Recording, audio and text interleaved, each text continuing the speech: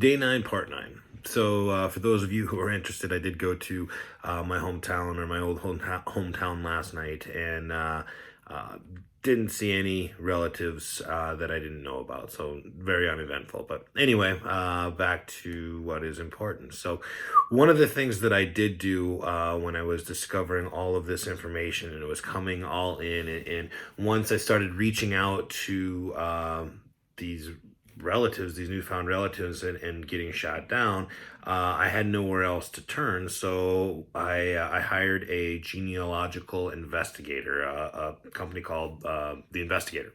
And they used to have a TV show on years ago. And what they do is they do some ancestral and genealogical digging, and they put together a report. They also reach out and try and make some connections.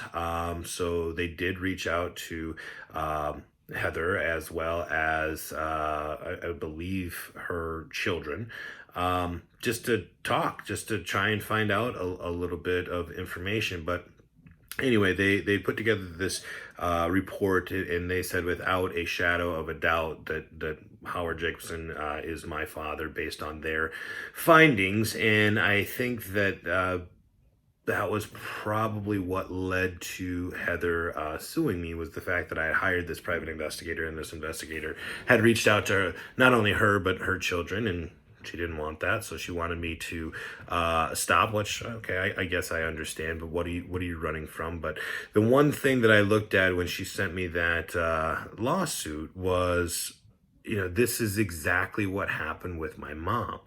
Is she trying to silence me with a lawyer just to get me to give up and turn around and just drop this altogether? And it worked once. It worked for my mom. She didn't have the money to fight it, and not that I have the money to fight it either. It's just, I'm older, a little bit more mature, and pig-headed enough that I'm not giving up for anything. So, I continued to fight it. And I had to, because she sued me in the state of Texas, I actually had to get a lawyer from the state of Texas. So a South Dakota lawyer could not represent me. And the whole purpose was really just to get the case thrown out in Texas, because I'd only been in Texas 2 days in my entire life.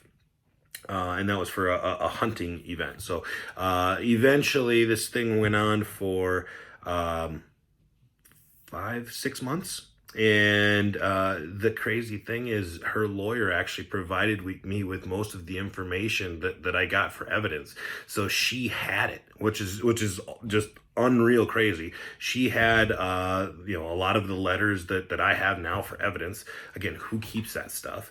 But when in the lawsuit, when her lawyer had sent everything over and filed the judgment against me, they provided me with almost all the evidence that I needed, which was great. So you know it was kind of a good and bad thing, because I mean it added a lot more undue stress to the situation, but it also provided me with more answers and information that I did not have. So, but long story short, over the summertime, she had dropped the suit, or decided to not pursue it anymore. But I still had to pay my lawyer to do all the paperwork and to show up on my behalf, all for nothing, for her to essentially drop it. I imagine she dropped it because she figured that she was wrong, but she still won't talk to me or have anything to do with it. However, when I logged into Ancestry.com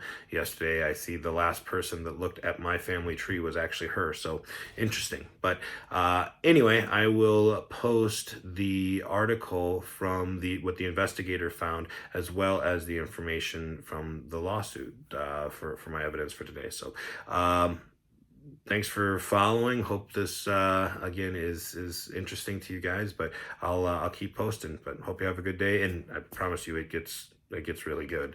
We'll talk to you soon.